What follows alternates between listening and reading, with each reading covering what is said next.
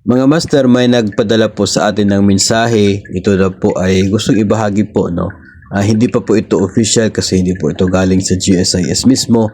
Pero of course, kasi may mga discussions na sa MPL Max with other groups. So mayroon na po mga ilan sa atin na napagsabihan na ng GSIS tungkol po sa kanila pong guidelines.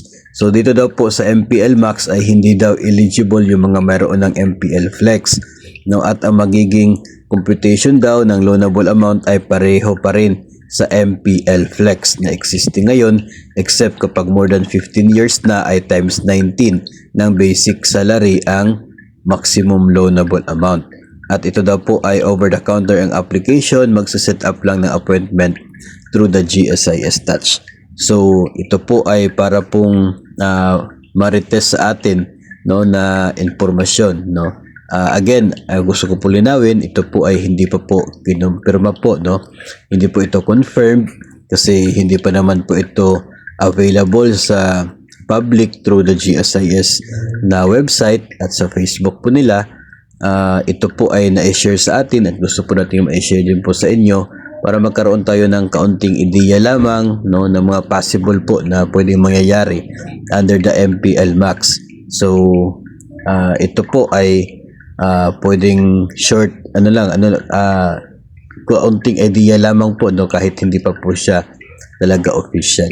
So marami po ang mga hindi nasiyahan sa ganitong setup, no, na hindi eligible yung mga nasa meron ng MPL Flex, no. Pero nakikita po natin dyan is gusto pong mailimit yung total loan sa GSIS kasi if in case po na tayo ay mag-retire o kaya ay mag-resign tapos sobrang laki ng ating utang kasi maximum sa MPL Flex, maximum sa MPL Max, ang tendency po niyan ay magre-retire na wala makukuha at mayroon pang utang na maiiwan, ibabawas mula sa pension. So hindi naman po maganda kapag ganun po yung magiging ending ng atin pong public service dahil po sa pag-advance po natin ng ating pong retirement benefits through loans.